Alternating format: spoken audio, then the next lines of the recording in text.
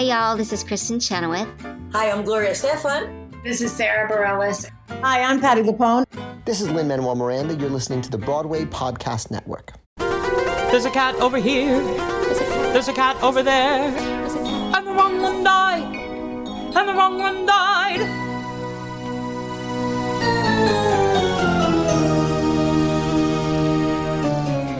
Welcome to The Wrong Cat Died, the podcast breakdown of the catastrophe. I'm your host, Mike Abrams, and today we have another amazing guest. He was Munkustrap on the Royal Caribbean cruise Oasis of the Seas in 2016. So welcome, Brett-Marco Glauser, and thank you for joining me. Thank you for having me. I love talking to Royal Caribbean, especially since I believe you did the full show in 2016, did. Right? Because there was a point where they flipped into a 90-minute version. Mm-hmm. And so we're going to get to your time on the boat. But I always got to start. What was your introduction to Cats? Was it the 1998 movie? Was it seeing it live? What was your very first viewing of this show? So, interestingly enough, I didn't see Cats myself until the most recent Broadway revival. Okay, so that was also 2016. And it was after I got off the boat.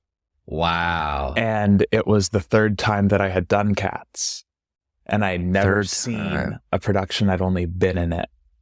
So you had never seen, what about movie? Not even the 1998 movie? After the first time I did Cats, I think I watched the movie, but that was never the canon for me. My relationship with it was always in the junkyard.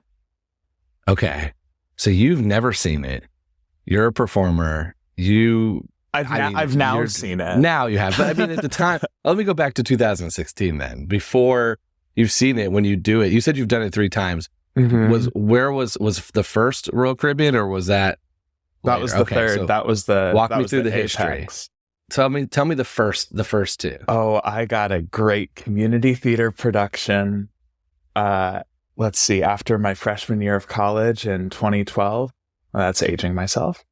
And it was really just as special as any other production of Cats, even though in retrospect, we were definitely on a community theater budget.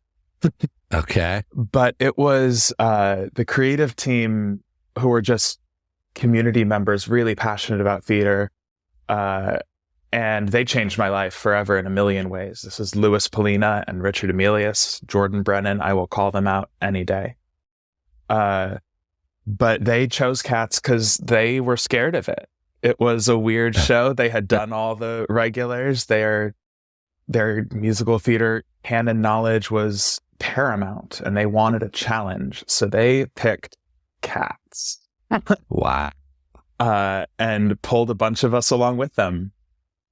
And how long was this run? Was this a couple weeks? 2 weekends. Couple months? 2 weekends. Yeah. Wow, so really quick. Oh, yeah. Because this was a stock community theater. So we'd be rehearsing during the afternoons, one show, and then go and perform a different one at night. And then if you were part of the alumni show, you could come in during the day because it was over the summer. And you're doing 2 and 3 shows. But one of them was Cats. Wow. That is fascinating. Where in the country was this? This is southeastern Pennsylvania. Okay. In Bucks County. So you're doing a couple weekends, and this is your introduction to the show. You've never seen it. You don't know any of the canon. You're doing 2 weekends. Are you Munkustrap at this time? Who are you performing as? I am McCavity, who they chose to double with Alonzo. Okay, so McCavity and Alonzo. So you're playing the villain. Yeah. It was thrilling because all of us were terrified. None of us, some people had seen the movie. People knew the gist of it, but no one had done the show. And that's a really rare experience because so often you do the show and it's people's 6th time and they're all very normalized into how to do it. But it was every single one of us were doing it for the first time. That is crazy. So you're doing this. And now in the production of that, you have such a short run. You're doing the rehearsals during the day. You're doing us. How much canon are you given? This is as someone who didn't know the show, doesn't know the plot, did not know the background, probably didn't know McCavity. What are you told? How did you build that character in a 2-weekend type of show? The process was very similar to the subsequent productions. It was directed really well. The gimmick, we were not in a junkyard. We were in an abandoned video arcade. Ooh. It was really fun. So the props were very playful. There was candy around. There were movie theater snacks. It was like very playful. That's so fun. But yeah, we created a lot of the canon ourselves. Of course, there are like the obvious pieces, should we say, that are either directly referenced in the lyrics, or just are a common thread. One that has come up on your podcast before, Demeter was definitely with McCavity at some point in a not so great way. Yeah. And that was part of that. It was a very real production of Cats for being incredibly underfunded with a lot of people who had no idea. Yeah, I always feel like these community theaters, like because it's so short and a show that has so much depth, you always wonder how much depth can you get into in such a short period of time. But at the same time, it's still theater and a production and time put into it and rehearsal, and there is the choreography and learning the show, but there is also building this kind of like, especially in Cats where it's open, you get to kind of build a piece of that yourself. And so I love to hear that it's not, I never would expect a community theater to be like, oh, we're going to rush the process, we're going to do it quicker. You have a different budget. But I love hearing it's like, no, we're going in, we're going all in on this, and we're bringing this to life to the way it should be. And especially a show like Cats, the way that we already all knew each other very well from doing lots of shows the same summer, and we had shows after that, still the summer. The group was really already cohesive. We were already a tribe. Whereas a lot of times you're doing Cats and it's strangers pulled from different corners of the country. Some might know each other, but it's about developing bonds through characters. We were all friends. We had been on stage a bunch together. It was about adapting our pre-existing relationships to these characters. And it came together very naturally. Yeah. I'm really proud of that production, even if the photos say otherwise. That's also got to be a little fun too, because like since you know each other, it is a show where you're climbing on top of each other and you have to get really close in a very, unitard, like a very tight outfit. So it's good to have that relationships already, because it makes it easier to kind of get on all fours and be cats together, which I'm sure is a little jarring the first time you're doing it. I want to fast forward to number 2. So where's number 2 now? Number 2 is a summer stock theater while I was in college, and a lot of my college classmates were in the same production. And we were all upstate New York. And it wasn't a union production or anything, but we were all very excited to be there, working professionally. We were getting paid. I might have been the only person to have done Cats previously. So you're bringing all the knowledge I'm to the team. And this time I'm Munkustrap. Okay. So at least it's appropriate that I know what's going on. So this is same type of deal. You're, again, quick production, like summer stock theater. And you are now, and I'm still blown away at this point. You've still never seen it. You've been in it twice, still never actually seen it on stage or in a theater or on a VHS tape or any form of shot of this play. So no one does it. I mean, I remember a few theaters in this time period were like auditioning, but never at a place that I could like just go see. The VHS is there, but that's not really something that occurs to you. Yeah. If it wasn't part of your childhood, Definitely. And especially once I had a connection with the show, I wasn't super curious for the original interpretation, just because I had my Jellicle tribe. Yeah. You you got the backstory and the history that you had, so you didn't need to go do that essentially as like research for it. Yeah. So the second time I did Cats and I was Munkustrap, it was one of the first times I'd like played a lead in a musical, and I was just terrified in a very ambitious way. And the more I look back on it, it's just, I'm very Munkustrap. Yeah.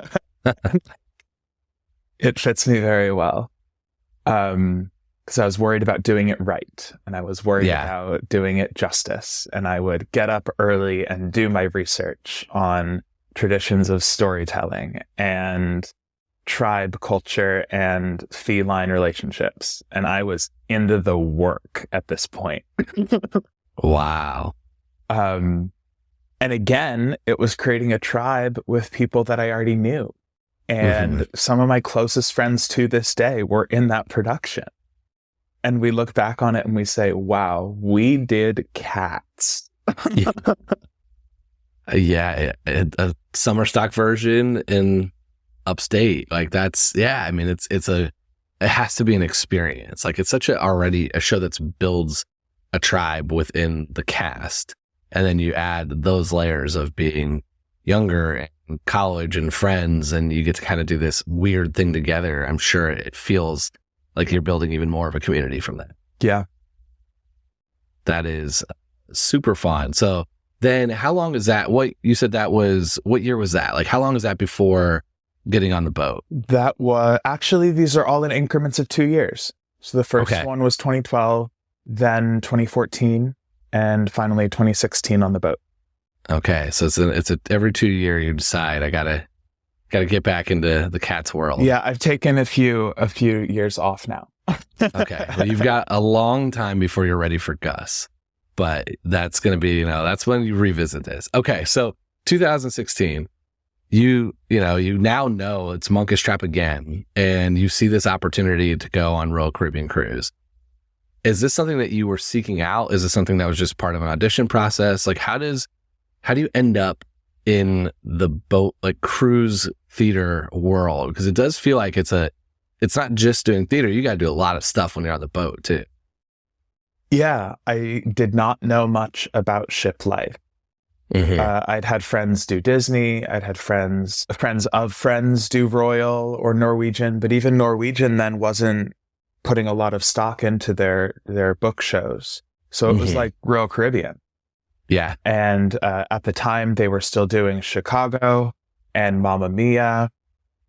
But Cats was one of their newer shows that they were very proud of, that was prestigious. It was officially licensed by Real Useful Group.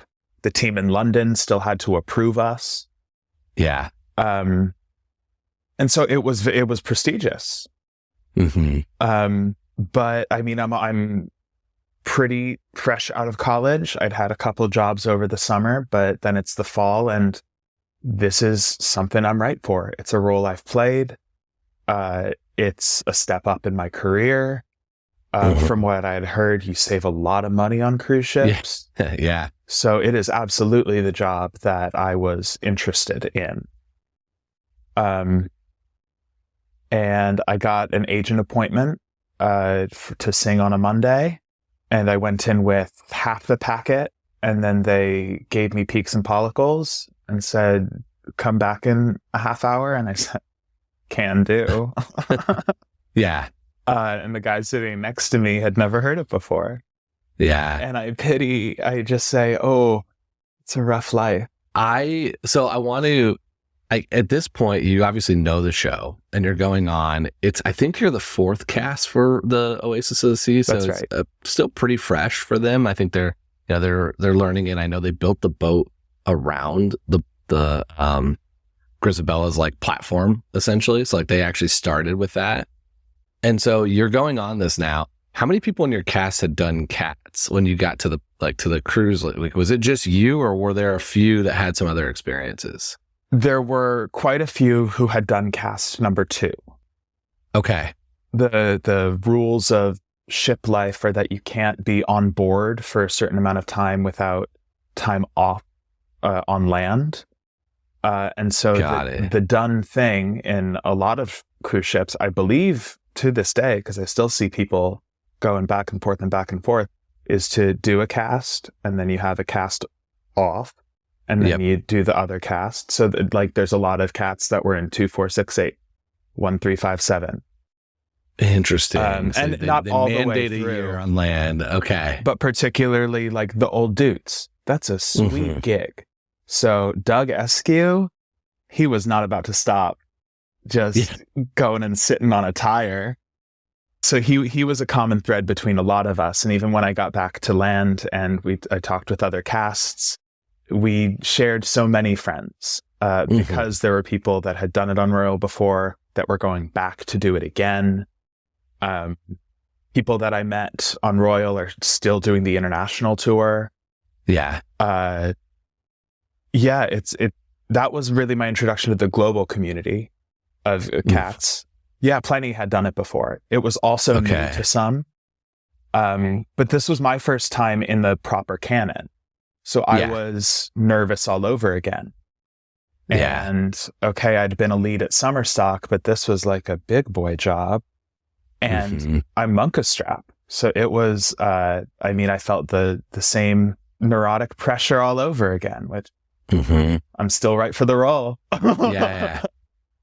For sure. So let's talk about that canon. So how did you build the canon knowing that you're going to have a much longer stay with the character?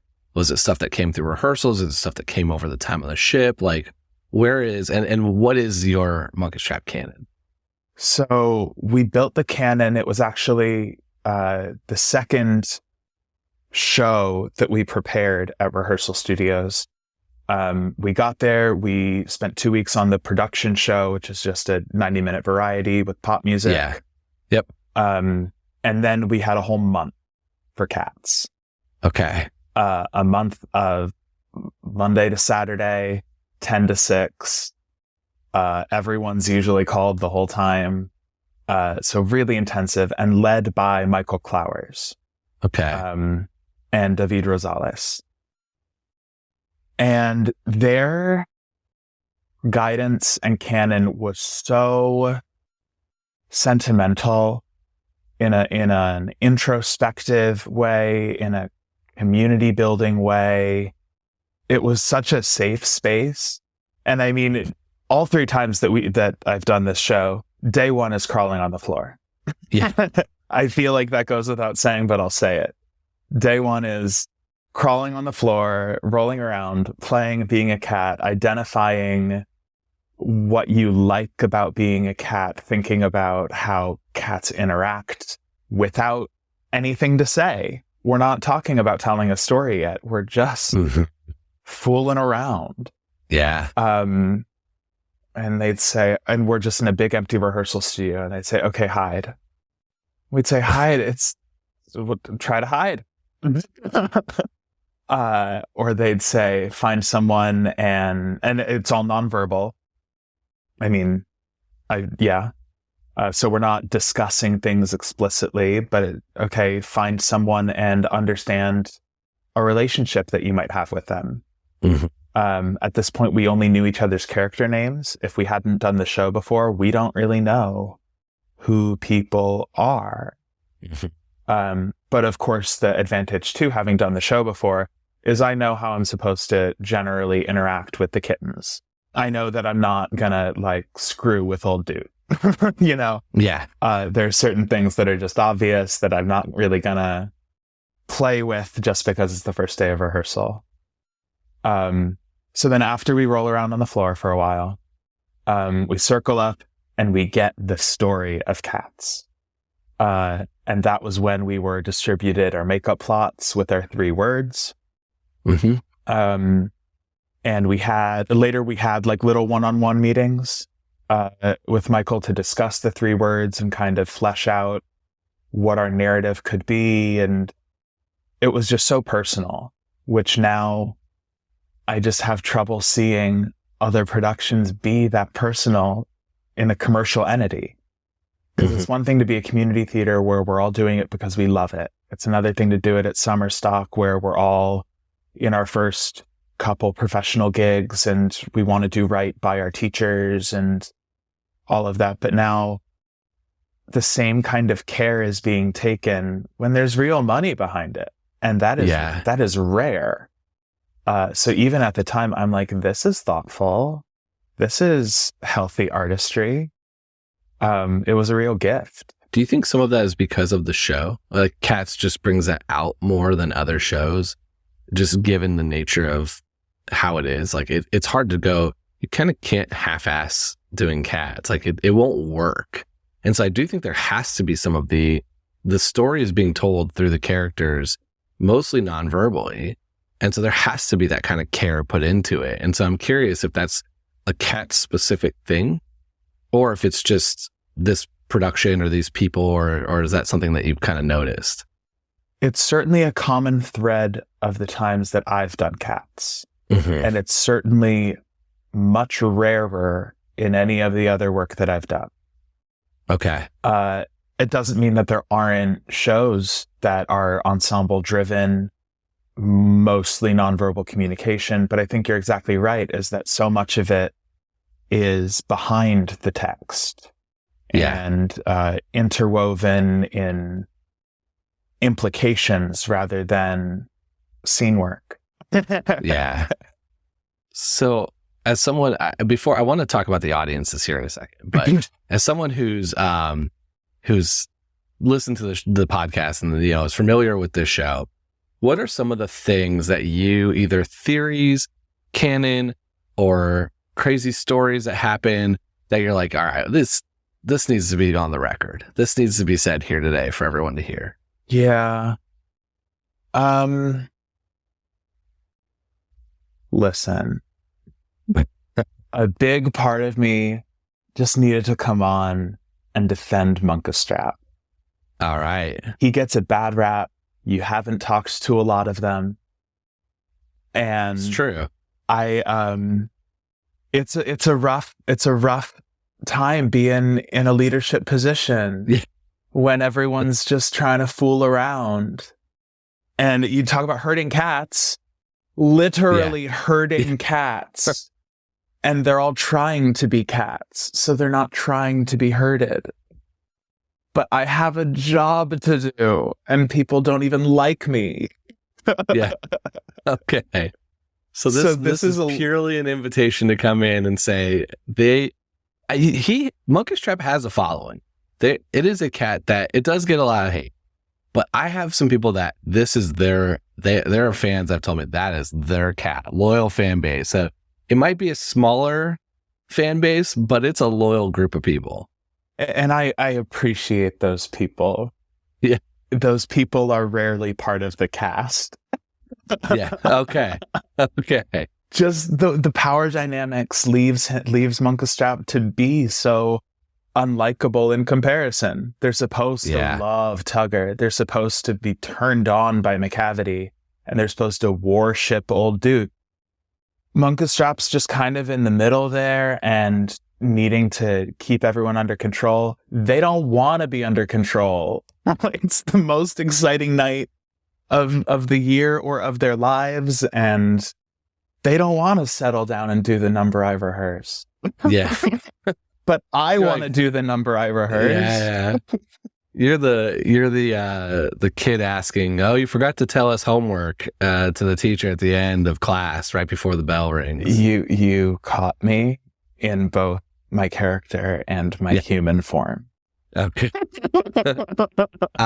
You know what? I'm here for it. I'm glad I could give you a platform to defend Monk and fruitlessly you and everyone else that are there. We're going to take a quick break and then we'll be back for more of The Wrong Cat Died. Okay. I want to talk a little bit about audiences, because since you did an intermission version of the audiences, it's a different thing where you don't have a paid, you when most people are seeing it, they are paying for a ticket, they know what they're going into, and they're there for that reason. And this is the reverse. They are there for a cruise, and you all are performing, and you are putting a ton of effort into this. But because of that, it brings a very different dynamic. And so I want to hear a little bit about what the audiences were like, and then any crazy stories that you remember from this. The audiences were phenomenal in the weirdest ways. Like, Okay. the cruise provided the best and the worst audiences for Cats because it's people that wouldn't go see it. So they're either surprised and horrified or surprised and delighted, but like surprise is what we're going for. Yeah. So it was the best and the worst, but I kind of loved that because very few people knew what to expect. Mm-hmm. And their experience was very much in our hands. I mean, aside from the fact that it's a weird show, which is... Yeah, I mean, that's part of it. It's part of it, but not everyone knows because it's included in the price of their ticket. So they don't say it's free. They say it's included in the price of the cruise ticket. It's paid for as part of the cruise. It's prepaid. And you do have an opportunity when you are doing your cruise check-in or stuff to declare what night your ticket to Cats is. Because theoretically, every show is spoken for, or every seat is spoken for every show. Did it feel that way, or just no? Okay, no. People miss their ticket all the time and had no intention of going whatsoever. And then intermission. I don't know that even half the audience ever stayed, which was both demoralizing, but also it was kind of like weeding out the people who weren't in for it.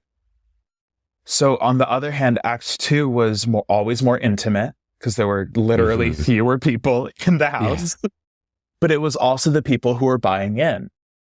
Yeah. So it was, it wasn't as, horrible than people who had paid a lot of money, have high expectations, and are not enjoying themselves, stuck in their seats for a whole second act. People rolling their eyes and checking their phones because they're not having a good time. No, they left. They're at the bar now. Yeah. They said, "We'll catch up with you later. We don't want this. We're playing tennis." Yeah. So it comes with good and bad, but we had all of Act 1 to screw with the people who didn't want to be there. And that was great. It is. I had never thought about it until I talked to my first Royal Caribbean Cruise cast member that Act 1 ends with Little Memory. And if you're not familiar with the show, you know that part of that song and you think it's over. So there are definitely, I think, some people that maybe thought, oh, I saw the stuff I knew, the one song I might have known, and then leave. And then there's also, to your point, the people that just, they took their spoken for ticket and then realized it's not for them and sat through until it was awkward because they didn't want to get up and then left at intermission. I mean, and people left during the show too. People left during Act 1. It was funny to see how many people we lost even just during the overture as they realized what they were in for. Not the overture, the first introduction prologues. Yeah. It's definitely jarring if you're not expecting it, right? It's a different scene, it's a different vibe. It's a dance heavy show. And as someone who's had that experience with a spoken for ticket given to me, I at least knew it was two acts. So I wasn't like ready to leave intermission, but I wasn't expecting what I saw. I just did not really know. I walked in pretty open and knowing no knowledge, just that it was Cats. I knew Memory and Cats and that was it. And it was a lot. And so if you're not ready for that, I walked out being like, this was fascinating, because I saw the revival, but I can imagine being on a cruise ship where you're going to drink and gamble and lay out in a pool and then going in and you're starting with green eyes or, you're starting with a cat scaring you in the aisle or just even in general, that overture music, like it's a very different vibe than what most cruise ship life feels like. Agreed. It was a strong choice for the company. But that's, especially at the time, I know that they're still very much pushing their entertainment division, but other companies have gotten in the game with book shows. Yeah. Norwegian is now a huge player. at the time, it was prestigious, and it didn't matter if it was weird and off the beaten path for cruise ships, because that's what they were selling, as you were seeing art, capital art. Yeah. And I mean, the rest of the ship very much fit that. There were jazz clubs and salsa clubs and an ice rink, and with a professional ice cast, I should say, and an aqua show with world-class high divers. So they were like, their brand was top-tier entertainment, weird, fun, commercial, whatever it may be. Yeah. So we were the weird. Yeah. You were, for sure. This is awesome. Okay, I want to talk a little bit about a separate thing, because I know that you did Cats in Quarantine and you participated in that in 2020, right? I did do that. Yeah. Not expecting this question, were you? Okay. No, because it was very random and quick, and I don't know, there might have been one clip of me in the final cut. Okay. Well, I was going to ask, I mean, how did that, like, I remember seeing it. I actually talked to, the people that put it together, but I just remember seeing it when it happened, and I'm like, oh, that's really cool that everyone did it. But it was it was productions from all over, and, showed the depth of the show. And I was still pretty early in this podcast life. So it kind of like, for me, I knew, but it opened my eyes. I'm like, wow, there's that many more productions I hadn't even thought about. And that's not even talking about the summer stocks and the regionals and all stuff that, like, I can't find that information. That stuff's not documented anywhere very easily. So I couldn't find your first two versions of it, of Cats. I have your Royal Caribbean. So I just wanted to hear a little bit about how'd that request come to you, and then what was it like filming that and then seeing the output of it? The initial request, I mean, it was definitely an email. Okay. I don't know who it would have been from, or maybe it was a post in our Facebook group at the time. Okay. But I was very aware at the time that it was like, we want everyone who's done the canon show. The more the merrier. We're looking to impress by numbers. This is a global phenomenon, and we'd love to come together as a community and represent that. Over the pandemic, that's exactly what we wanted. That's the hardest part of the uncertainty of that time in the world for us, was if we were ever going to see our friends again, whether stage performance was gone for a year, 4 years, 10 years. We really didn't know if live performance would be viable in the foreseeable future. So the prospect of joining a community, a far-reaching community with people that we certainly know, because if you're participating, other people who are participating. It was an exciting moment of community at a time when we really needed it. Yeah. Yeah. I mean, it was really cool to see the output of it. And I was fascinated by, half of me was going, who edited this? Like, this is, because I'm assuming you did a couple pieces, a part of the ball, right? Like, you did a dance number either in your apartment or backyard. And then someone had to time and put that all together. And it was such a cool output. They gave us MP3 tracks. Okay. So they were at least able to sync to that. But we were all using the same version of the instrumentals. Wow.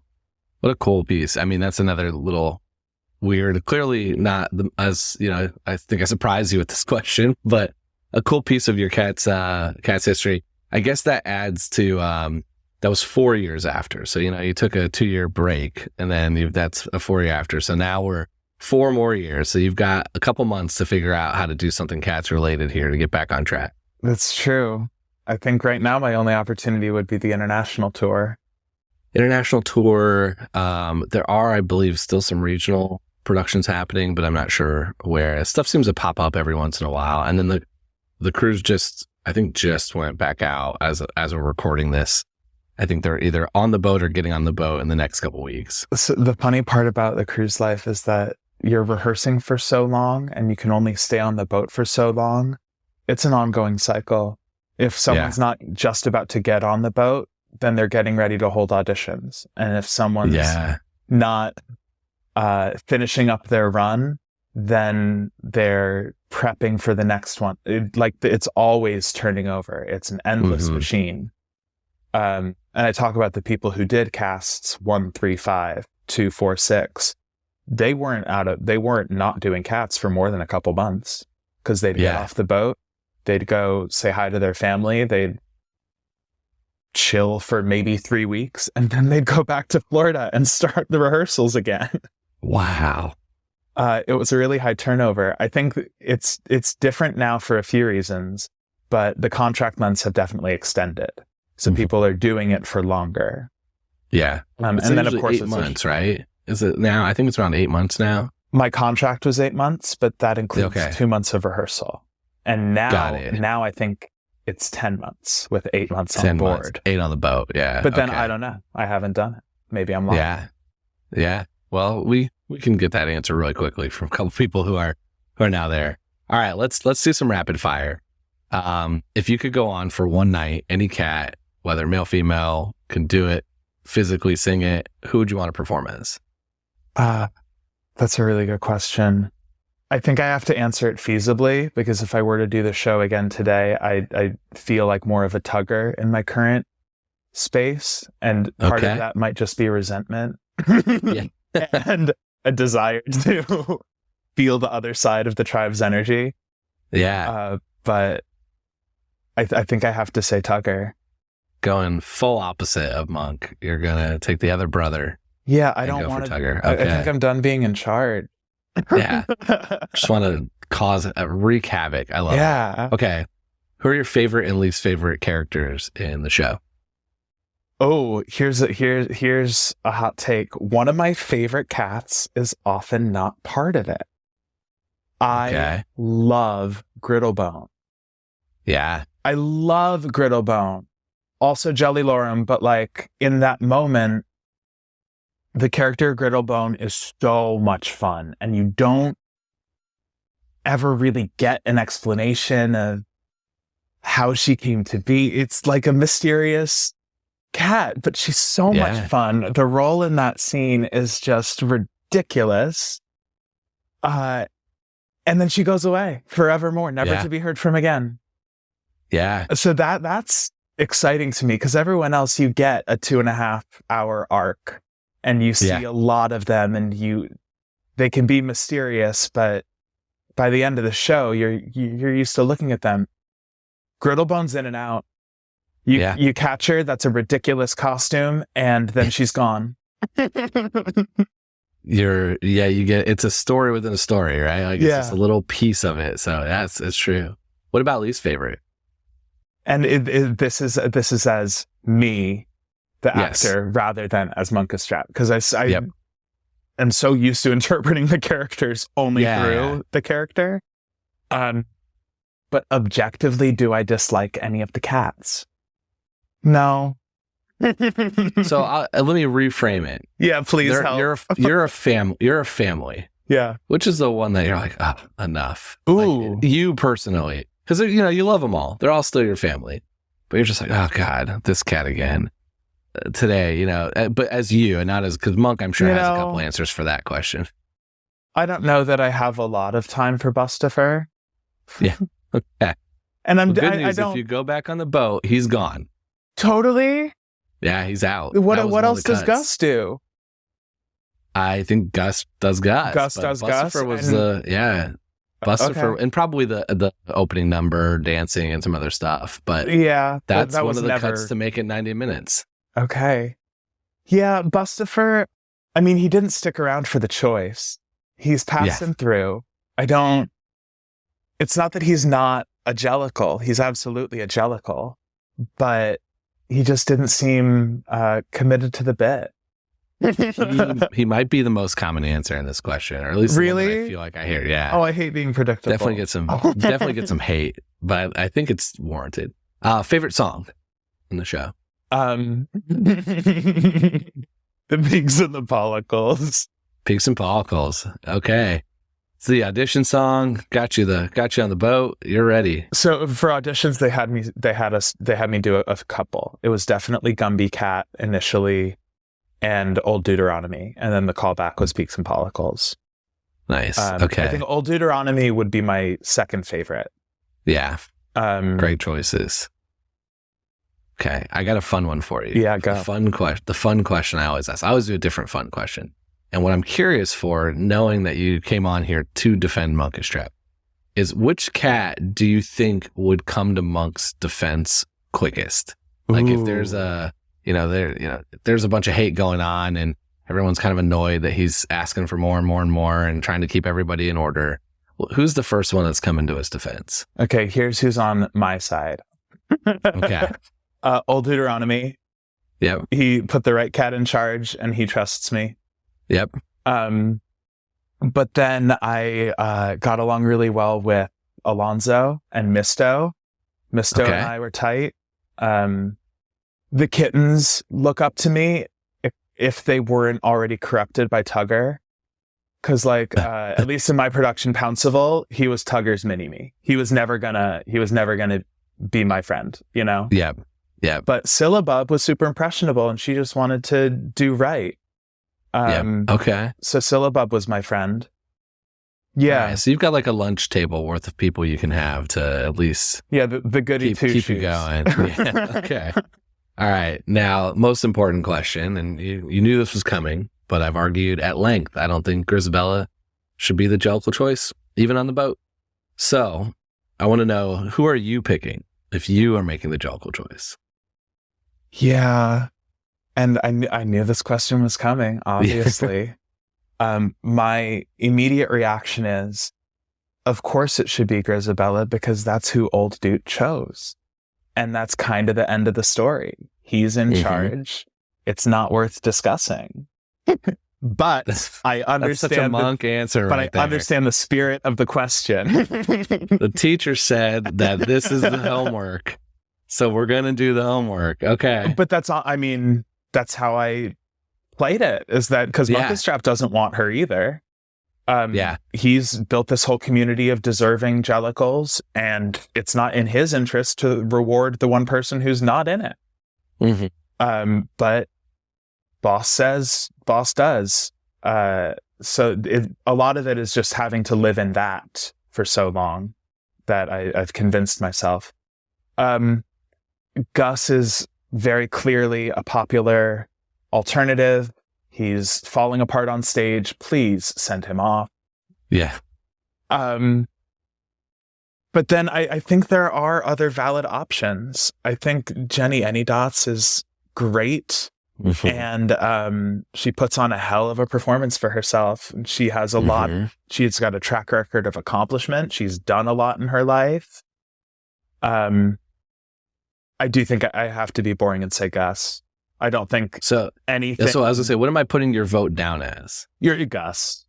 Gus, okay. Yeah, it's uninteresting, but so much of the text points the audience to expect him. Yeah. And I think that's a reasonable expectation, as he's like limping off stage. He's the only person that needs help to get around. Yeah. Potentially aside from Old Dude. But like his whole character is frailty after magnificence. So you're supposed to want him to receive his dues. Completely.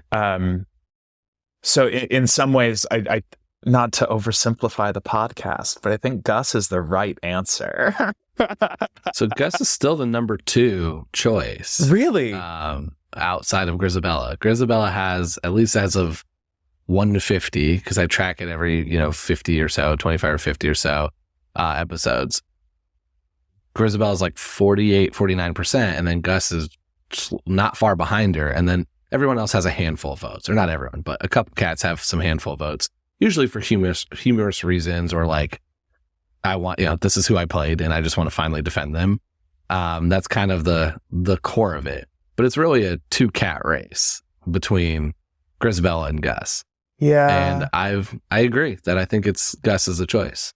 I have a hard time buying that any of the tribe would even consider nominating Grisabella if Old Dude hadn't explicitly pointed his paw and said, Yeah. her. Yeah. So that 49%, I'm not calling bullshit on their ability to designate from cast and actor, but like 0 cats are interested in her winning. 1 cat is interested in her winning. For sure. I think what's fascinating about it is that's the way for 40 plus years this show is ended.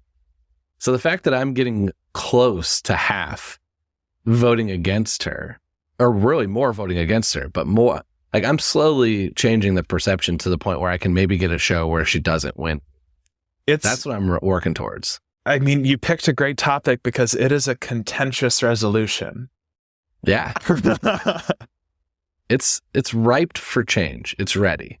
So that's what I'm here for. That's the only reason this podcast still exists, is to put on a production where Gus ascends. Gus or an Edwin Drew style. That's still my dream, is to just have a different cat every night voted on by the audience. That is very sweet. Yeah. That would be really fascinating. Fascinating. I mean, I'm saying it almost every episode now, slowly hoping that the more I say it, the more likely I can manifest it into real life. Well, it's not out of the question from a technological perspective now. I mean, even when I was on the ship, and on the ship, people don't necessarily have cell service, but vote on your phones. You got 20 options. You can scroll through them. It's easy. The technology is there. It's easy. Yeah. That part's the easy part.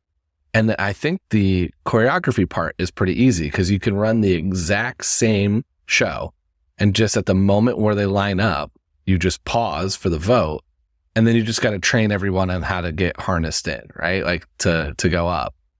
And then Grisabella can just take the spot of whoever goes in her place and just joins. I think that is a very viable option. I might have Grisabella peace out. Yeah, okay. She can leave. Yeah, I'm fine with that too. If she's not picked, she's not hanging just to watch someone else win. I don't know. I think that's part of the fun, is if she can still be accepted back into the family, and she can have a year with her children she abandoned and all the other stuff that's happened. Like, let her have her year. She can go next year. I'm fine with her going next year. Okay. You're nicer than I am. Yeah. Monk is done with Grisabella. She abandoned us. She's like totally not as bad as McCavity, but yeah, his empathy is with the tribe and the protection of his friends. I love it. Well, I got another non-Grisabella vote. Learned some new things. Got some fun stories. Got a very strong defense for Munkustrap. What else do you need in an episode? So how can people stay in touch with you and keep up with everything you're going on in your life? Yeah, you can follow me on Instagram. My handle is @BMC Glauser, Glauser. I can't say I post every day, but I definitely post when something changes in my life. That's all you can ask for, right? Hopefully fun things coming up. So this has been super fun. I appreciate you coming on and sharing your stories and having some fun with us today. Yeah, thank you so much for having me, Mike. It was awesome. So thank you, and thanks everyone else for listening to this episode of The Wrong Cat Died, the podcast breakdown of the catastrophe. To follow along, you can subscribe on Apple Podcasts, Spotify, or any other listening podcast. Follow us on Twitter, Instagram, TikTok, and Threads at The Wrong Cat Died, or check out our website, thewrongcatdied.com.